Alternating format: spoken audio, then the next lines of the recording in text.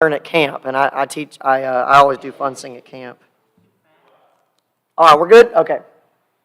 All right, so our assignment for this evening is why I believe in Jesus. So we've talked a little bit about why I believe in God. Okay, that was the first night. Landon did that, did a really good job. Second night was why I believe in the Bible. We got into the weeds a little bit, and that's sometimes a good thing. Sometimes it can be overwhelming. And now we're going to talk about why I believe in Jesus. I think tomorrow is why I believe in the church, and I don't know who's doing that. It's not me. So whoever's doing that's going to do a great job. It's going to be awesome. Why I believe in Jesus. And if you see the subtitle, it's the head versus the heart.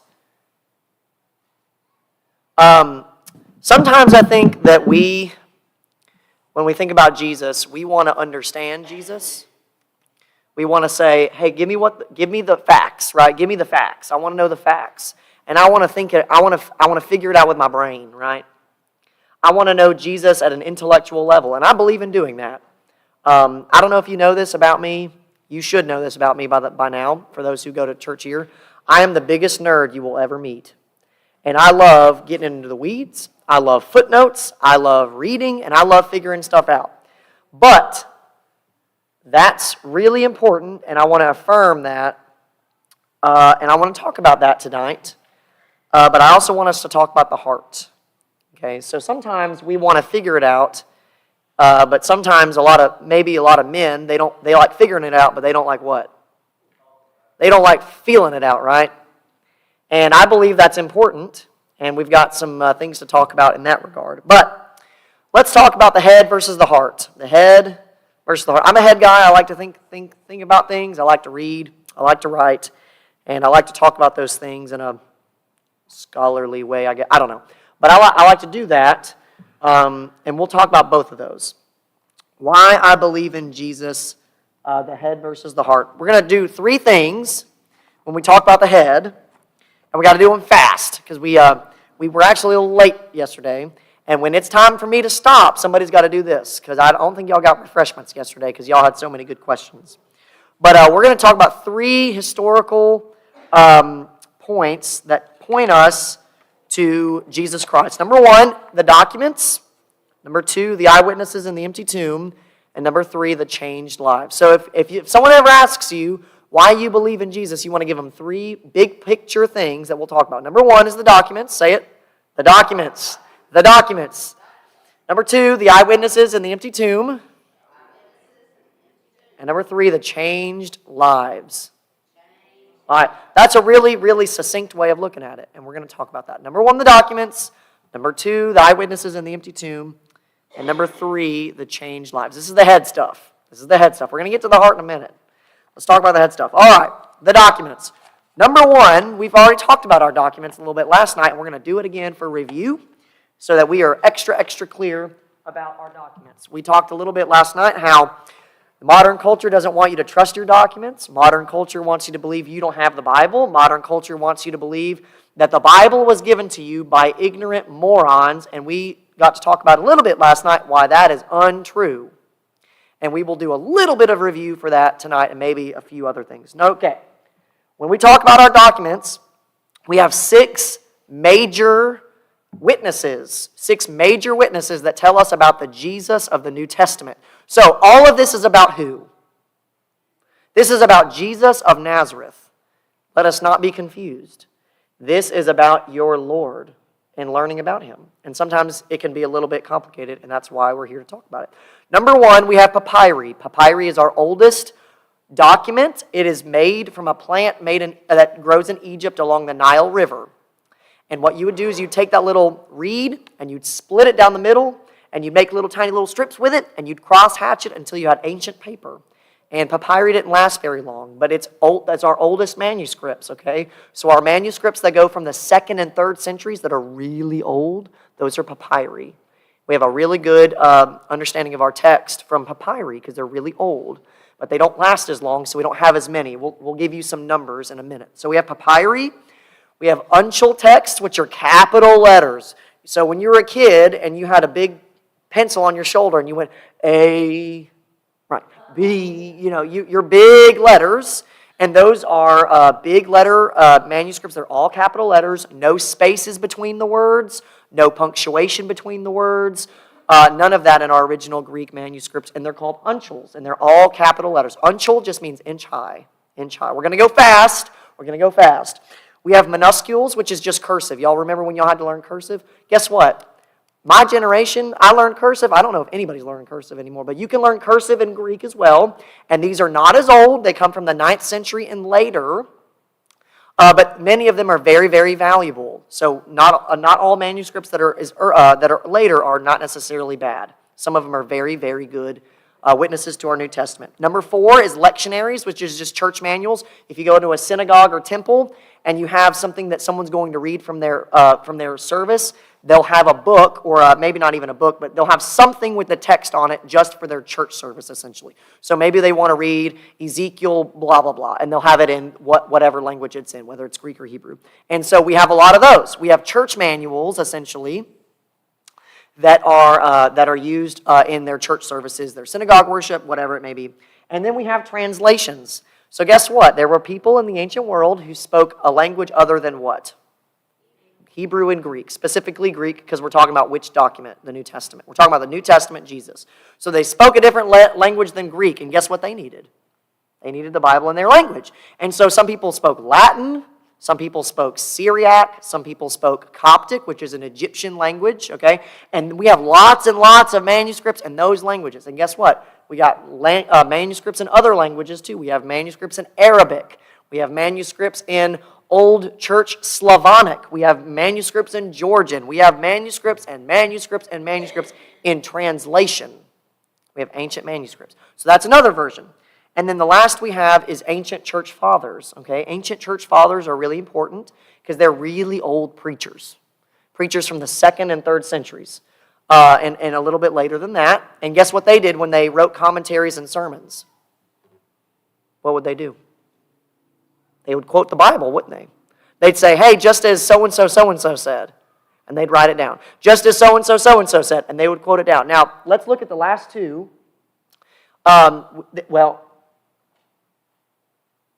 Translations and fathers, we need to be a little careful there because the translations, we need to be a little careful there because we need to make sure their text is accurate before we claim that it's the New Testament. We need to say, we've established the text, okay? So we have a lot of translations, but we have to be careful with that argument. And then also, these church fathers were quoting from memory oftentimes. Have you ever quoted a Bible verse and you're like, half of it's right and half of it's, okay. So this is really important, but we have 134 papyri. That's a lot. I think it was 1898 when we cataloged our first papyrus manuscript, which means we haven't found them for very long. We have 134 of them. We have 323 uncial manuscripts, right? That's a lot of manuscripts.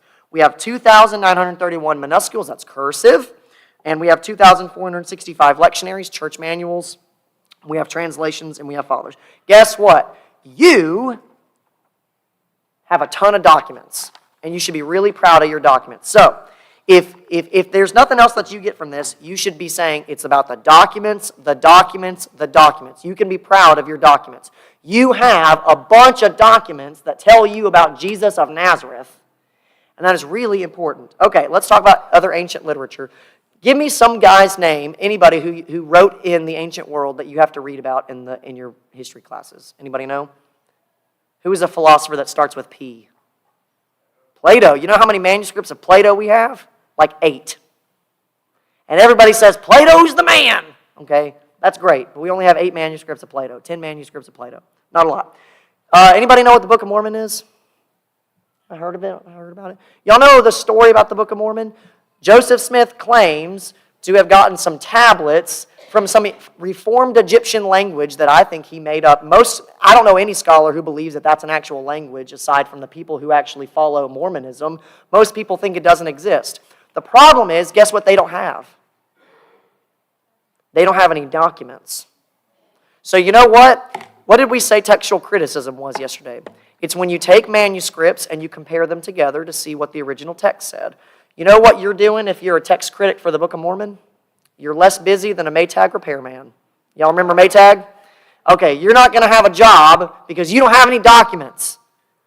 And you can't do scholarly work on the Book of Mormon because they do not have the tablets, they don't have the text that Joseph Smith claimed to have seen.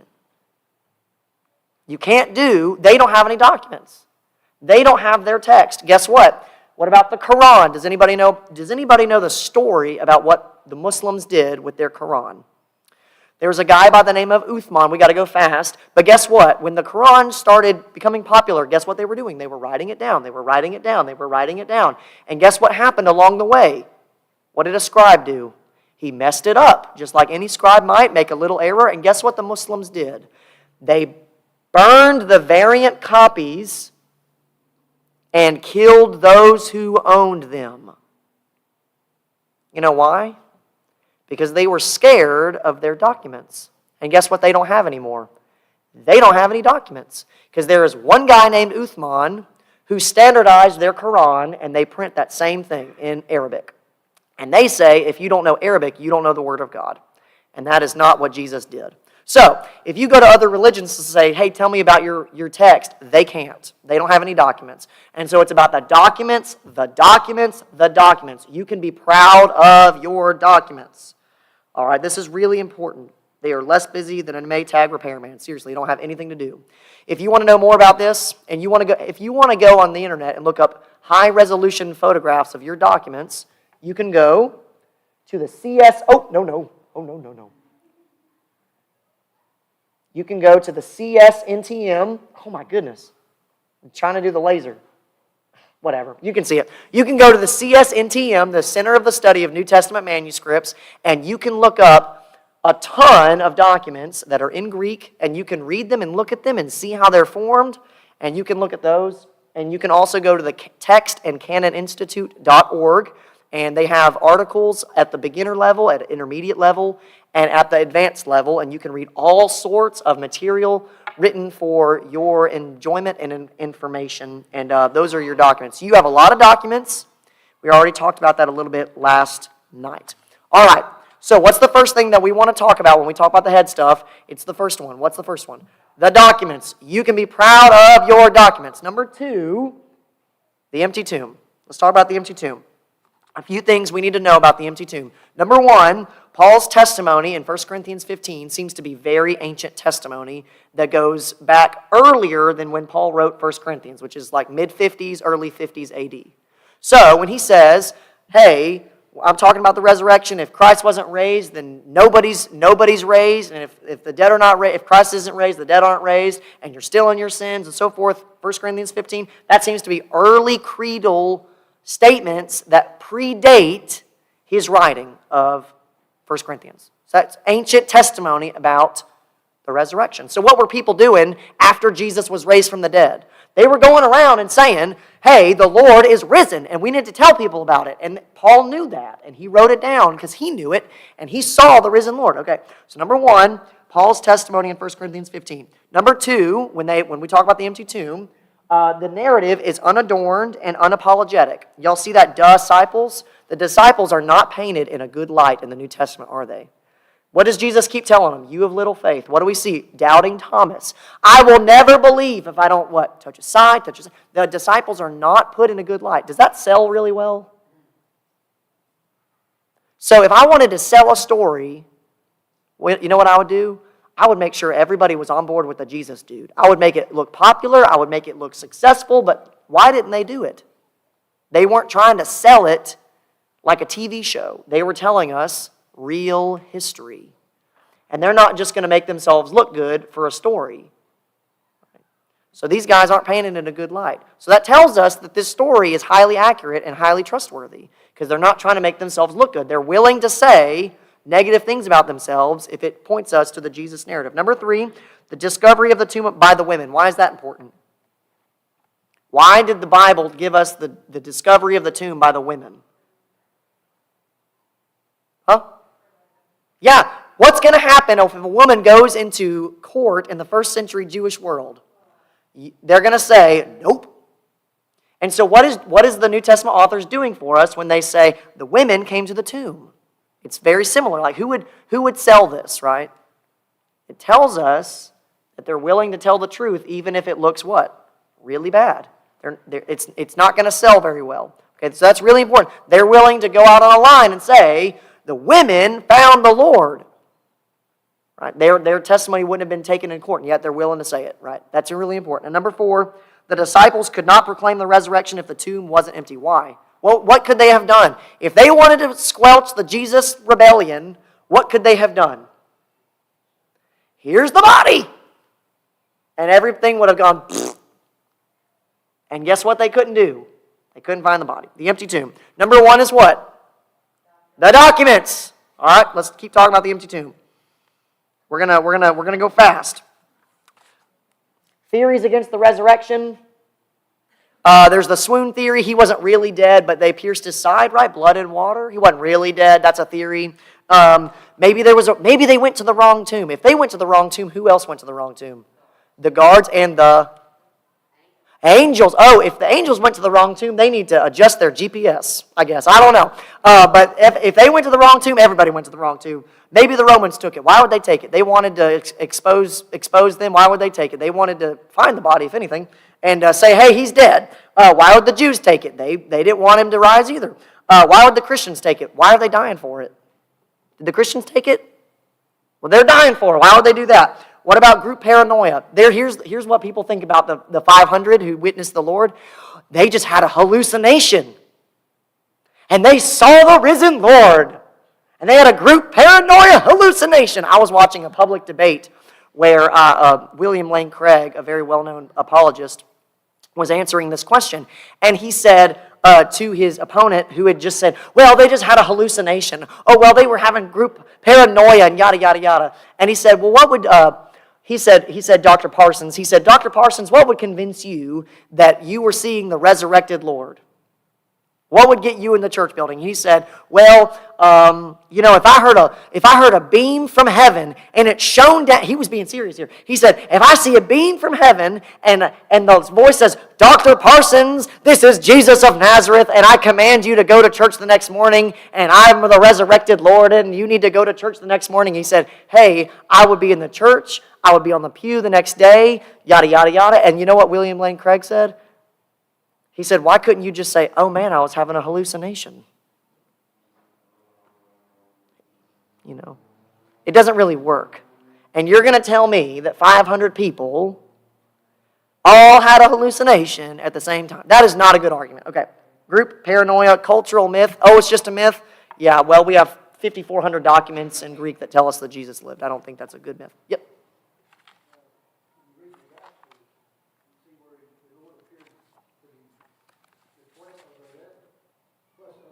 Exactly, and that's exactly where we're going. That's right. That's exactly right. He's gonna appear to 16 different groups of people, and that's exactly right. So 16. How many groups of people did Jesus appear to? 16. All right. This is a rough estimate, but we see the women at the tomb in Matthew 28. We see the guards at the tomb, Matthew 27 and 28. The 11 disciples, Matthew 28. Simon in Luke 24, the 2 men on the road to Emmaus, Luke 24, the disciples in Luke 24, Mary in John 20, the 10 disciples in John 20. All right, I've got slides up here too, so I gotta look at it. The 11 disciples in John 20, the 7 disciples in John 21. I know we're going fast. I understand. If you want these slides, I will print them out for you. Peter in 1 Corinthians 15, the 12 in 1 Corinthians 15, the 500 brethren in 1 Corinthians 15, the James, the brother of the Lord in 1 Corinthians 15. Some of these are overlapping, you see that, but it's still important to note. All the apostles in 1 Corinthians 15, and lastly, who? Paul. Disciple, how? How did he describe himself? An apostle in out of due season, right?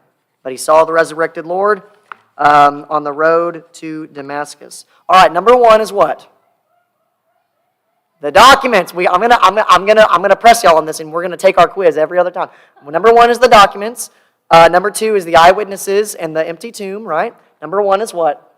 The documents. Number 2, eyewitnesses in the empty tomb, and number 3 is the changed lives.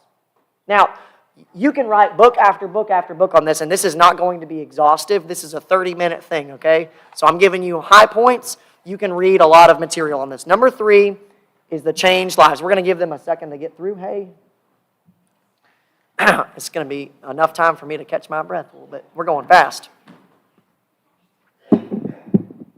I know we're going fast. This is really important stuff, though. All right. Number one, let's do it again. Number one, the documents. Be proud of your documents. Number two, eyewitnesses in the empty tomb. And number three, the changed lives. Let's talk about what was the main thing that Jews believed about God that they held to tooth and nail. How many were there? One. Right? Why is that important? What do Jews still today? Y'all see this little word right here? It does it every time. Y'all see that little word right there? That's the word Shema in Hebrew, and it means hear or listen. And what do Jews many times a day in their synagogue worship context say every day? And this has been happening for a while. They say, Shema Yisrael, right? Hear, O Israel. The Lord our God, the Lord is one. And they say that over and over again. There's even a song that you can learn in Hebrew. And it's really catchy too. So they say, Shema Yisrael, Adonai Eloheinu, Adonai Echad. And guess what? They've been saying that for a long, long time. And they say there is one Yahweh, right? One. And what happened when Jesus showed up? Especially when he was raised. What did Thomas say? My Lord and my God. Well, why is that important? They're saying that there is somebody else who claims to be the Lord, who claims to be Yahweh. And what's really important about our New Testament documents, the way that we read our New Testament, I'm going to go quick here, but when you see Lord in the New Testament, you know why that's important? Because you're getting a word in Greek that's translated Lord, that was often translated, if not always translated, as Lord when the divine name Yahweh was used in the Old Testament. It's the word kurios. And in Greek, when they wanted to say Yahweh, that's what they said in Greek. So guess what they're saying about Jesus when they call him Lord? This is well attested by New and Old Testament scholars. What are they saying about Jesus when they call him Lord? They are saying, he's not just saying master, they're saying God.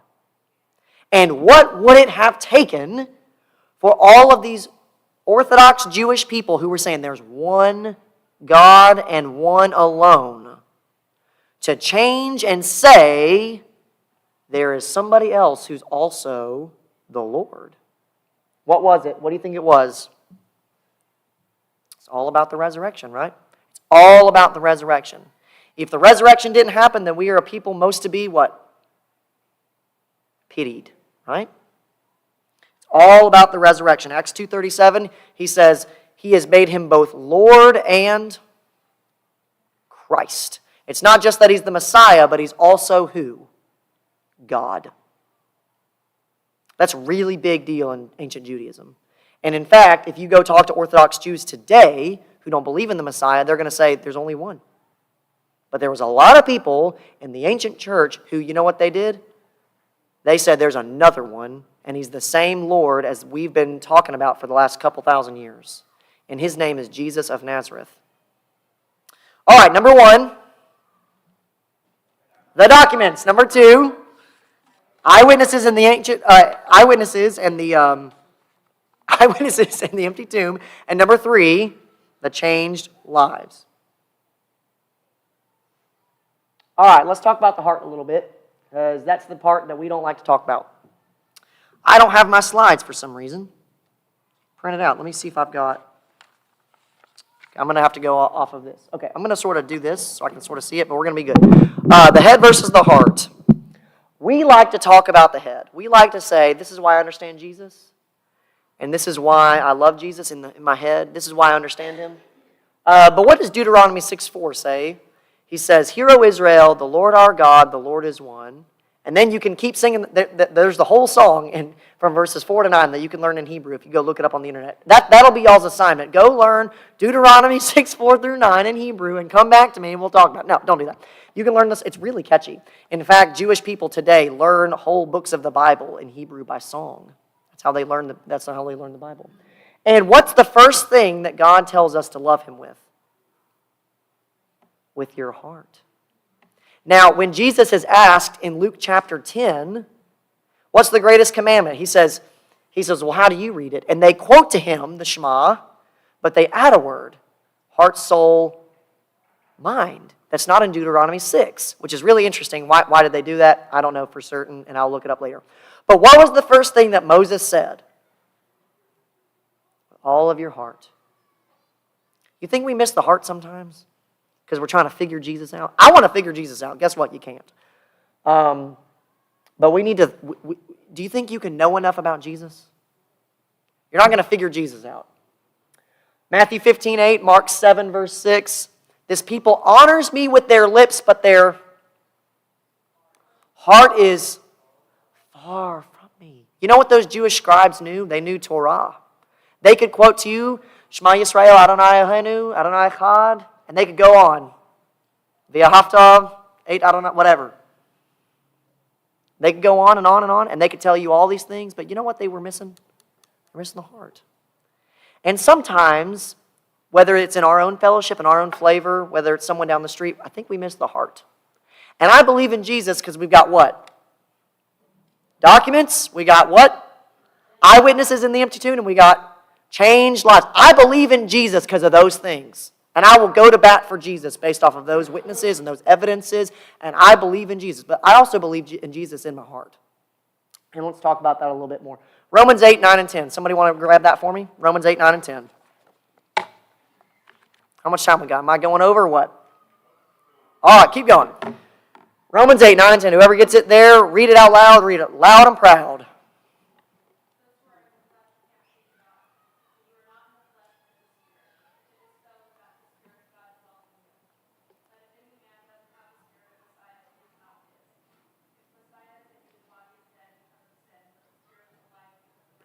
Yeah, what's he saying? There's something else beyond the mind. There's something that God gives you that helps you to be righteous. It helps you to live like God. And it's not just about knowing stuff. There's a lot of stuff you need to know. And that's why I teach here. That's why your elders do what they do. That's why you were raised a certain way. Is why? They want you to know some things. But you know what else? You know what a lot of people are missing? They're missing God's Spirit. They don't understand that they have God's Spirit living inside of them. They may know facts, they may know all these evidences, and they want to talk about, I love those things. Talk about those all day. Quote to you the Bible, talk about Greek and Hebrew all day. They can talk to you about historical facts and maps and culture, but you know what they're missing? They're missing why Jesus is significant to their life. And you know what? When you're faced with a hard time in your life, when someone dies, or when you go through something tragic, or when it's tax season and you're really stressed out and you want to be rude and angry to other people, when something happens at your church and something bad's happening, you know what's not going to carry you through? The head stuff isn't going to carry you through. It's just not. I don't care who you ask. Something has to change in the heart. Something has to change in your soul. Something has to change with your life. Where we look at Jesus and we say, I want that. Not because I can calculate it all, and not because I can give you all the proofs, and not because I know all of the facts. And yeah, I want to know those things too, and I want to be faithful to God and what He's asked me to do and what He's asked me to know.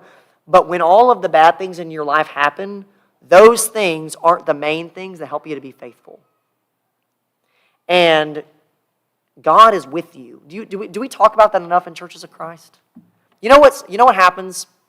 And I'm going to say this because I can, and maybe I'll have a job tomorrow when I say this. No, I'm just kidding. I'm just kidding. Sometimes I think if we say that we have God living inside of us, and God is with me, and God is helping me today, you know who we sound like? We're afraid, oh, well, he's a Pentecostal, or he's a so-and-so, or we identify with some other group. And you know what? Fine. You know what? The Bible clearly teaches that when you trust the Lord Jesus Christ and you put Him on in baptism, you have His Spirit. And you have the Spirit of adoption that cries out, Abba, Father. That helps you to yearn after the Lord as your Father. And you know what? When I'm going through something, when my life stinks, that's going to help me probably more. It's alongside of, but maybe it's going to help me more than saying, you know what, I know all the facts. I know all the footnotes. I've written the research paper, and I love research papers. There's no party like a research paper party, but I love that. But I want you to love Jesus with your heart as well as your mind. I'll have a couple stories for you. The first one is a story that I heard from a professor of mine. His wife and I have struggled. His wife and him, he and his wife. I think that's the grammatical construction. Have struggled a lot because she had colon cancer, and she had stage 1 colon cancer that they did not think was going to come back. Like, it was 99% chance it wouldn't come back, and it did. And it caused a lot of heartache in their relationship, I'm sure, and in a lot of things. And so they liked to go to this restaurant. And when they went to this restaurant, she was like, hey, I don't want ice in my drink, and can I get a plastic fork? And she was asking for all of these interesting requests. And the server just came back and she said, is it okay if I ask you, what's going on? And they told her, they said, well, the ice really bothers her because of her treatments, and the metal really bothers her for her treatments. And then she said, I will pray for you. I'll pray for you. What does that mean? Do you keep going? Why do you keep going? Because you have Jesus in your life. And saying, well, I have Jesus in my life, maybe that might not be an apologetic argument. Maybe that's not something I can write in a scholarly book.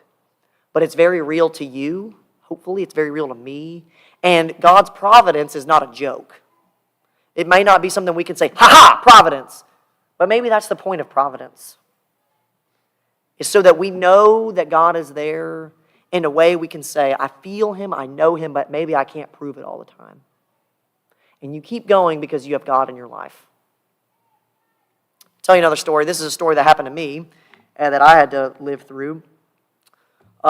Maybe 2 years ago, my aunt got diagnosed with cancer. I don't know, maybe 2 years ago, maybe not that, but there was a while ago that my aunt got diagnosed with cancer, some form of cancer, and we didn't know exactly how bad. I didn't know exactly how bad it was going to be, but the further and further it got, we realized this is a problem. It's bad.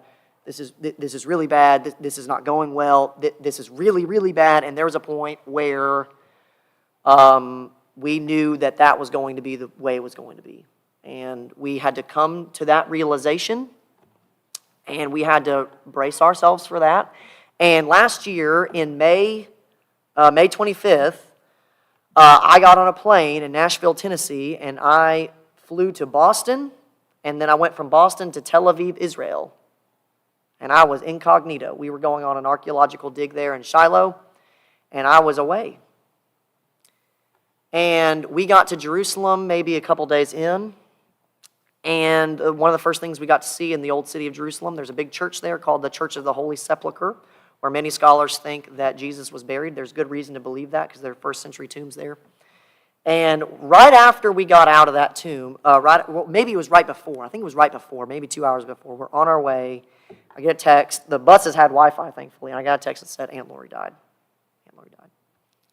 I wasn't there. That's hard. I had to have a conversation with my dad before we left and say, look, this is going to happen. You're allowed to feel however you need to feel. You need to be taken care of. And I said, as your son, but also from a ministerial perspective, it's okay to feel however you want to feel. And right after I found out that my Aunt Lori died, you know where I got to go? I was really close to where the Lord was risen. And we got to sing. It was really cool. There were some steps in this big atrium. There were some first century tombs we got to look at. It was really close to where we think it was. And I just got to think about it. You know what? Nobody's there. Nobody's here. They haven't found nobody. Isn't that encouraging? A year later, about a year later, last week, Thursday evening, I got to see something really cool. Right before my Aunt Lori died, she spoke to my cousin Paxton and said, Paxton, when you are ready, you need to become a Christian. He's like 13. And Thursday, I got to see him be baptized into Christ. Got to go speak to one of his ministers, and I just said, thank you for discipling Paxton. And so that's not a scholarly argument. That's not something I can say, hey, this proves Jesus. I can't do that. But I get to see it with my eyes and feel it in my heart and understand it in my soul and say, my Savior lives. And that may not be good enough for an atheist. I don't care. It may not be good enough for a skeptic. I don't care. But it's something that I hold and need that helps me to keep going. Helps me to keep going. And that's why I believe in Jesus. There's a lot there that we can't go super crazy in depth because it's a 30, 40-minute class. It's something that you need to think about. It's something we all need to think about when we think about the historical Jesus. There's lots that we could talk about. William Lane Craig, if you want to look him up, you can look him up. He does a lot of stuff on the historical Jesus. We're going to take just maybe 5 minutes. I'm going to get a water. Y'all stretch your legs. If you got questions, write them down, send them up, and we'll address some questions that were asked earlier as well. So thank y'all for your attention.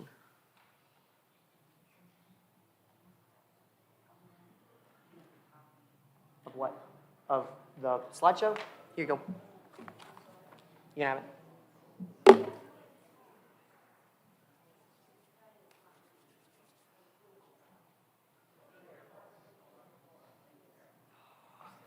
All righty. Thank you so much, sir.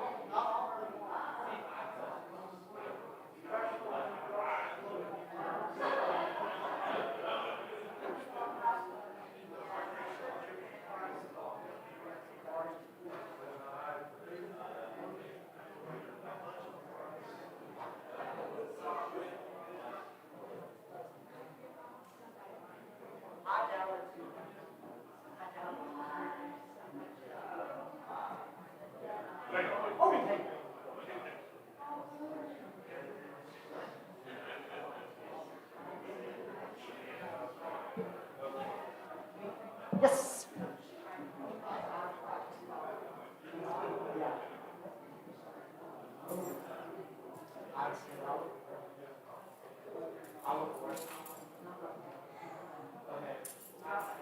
Okay.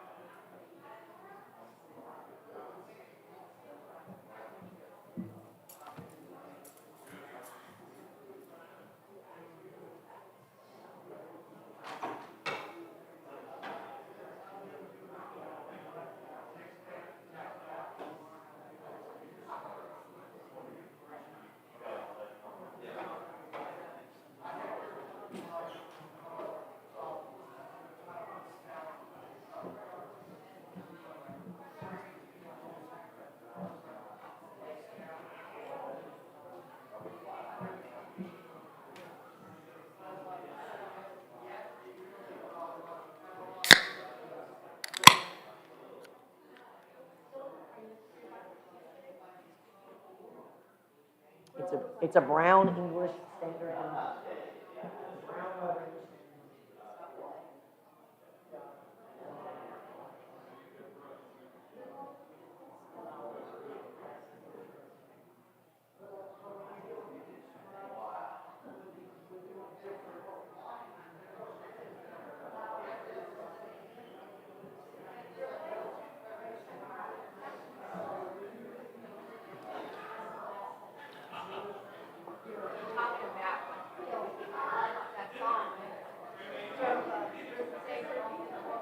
Yeah.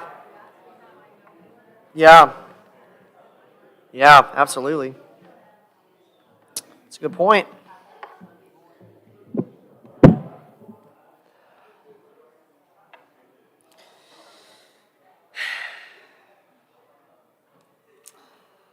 All right.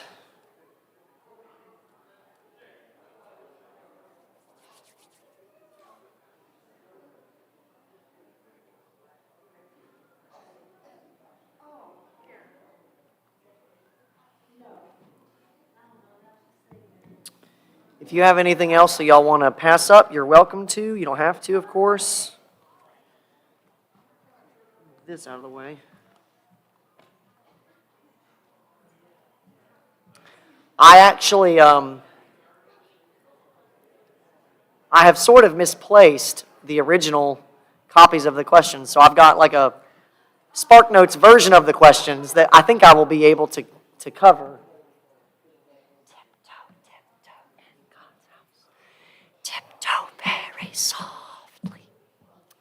All right. Thank y'all so much for y'all's attention. And I've said this each night, at least while I'm behind the podium. When we answer questions in a public manner, I try to be very careful to say, or anybody who's behind here, this is a reflection of this person's particular study.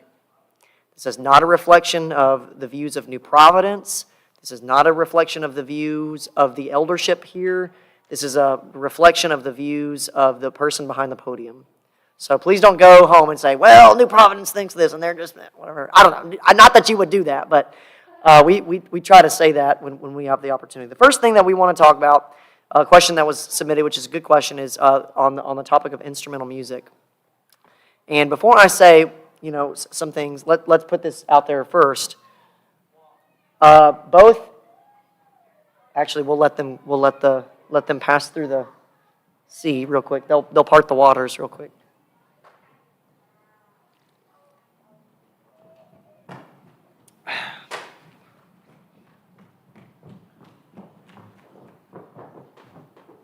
Are we still live? We don't have to go live anymore if you want to cut it. I was just going to do that for the sermon part. There's no reason to keep going.